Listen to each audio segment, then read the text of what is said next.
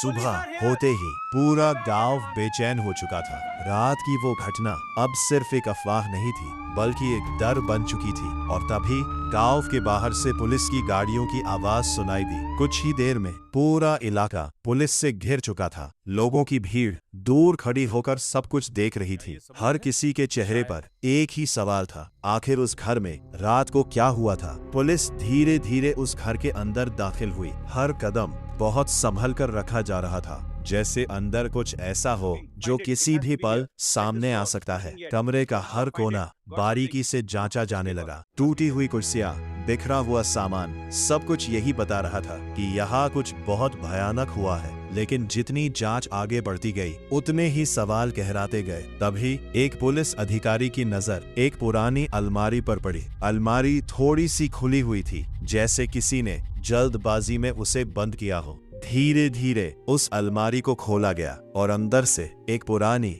धूल से भरी डायरी मिली। उस डायरी के पन्ने समय के साथ पीले पड़ चुके थे, लेकिन उसमें लिखी बातें आज भी उतनी ही डरावनी थी। जब आखिरी पन्ना खोला गया तो उस पर सिर्फ एक लाइन लिखी थी, अगर यह पढ़ रहे हो तो शायद अब बहुत देर हो चुकी है। यह पढ़ते ही कमरे में सन्नाटा छा गया। अब यह मामला सिर्फ एक हादसा नहीं लग रहा था, बल्कि कुछ और ही गहरा था। तभी एक पुलिस वाले की नजर घर के पीछे की जमीन पर पड़ी। वहाँ कुछ ताजे पैरों के निशान थे, जैसे कोई अभी अभी वहाँ से गुजरा हो, और वो निशान सीधे जंगल की तरफ जा रहे थे। पुलिस ने बिना देर किए उन निशानों का पीछा करना शुरू कर दिया। जैसे जैसे वो आगे बढ़ रहे थे, जंगल और घना होता जा रहा था। हवा भी अब अलग लग रही थी और हर कदम के साथ डर और बढ़ता जा रहा था। लेकिन सबसे डरावनी बात अभी बाकी थी, क्योंकि वो पैरों के निशान सिर्फ एक इंसान के नहीं थे, बल्कि कई लोगों के थे। और अब सवाल यह था, क्या यह सब एक सोची समझी साजिश थी,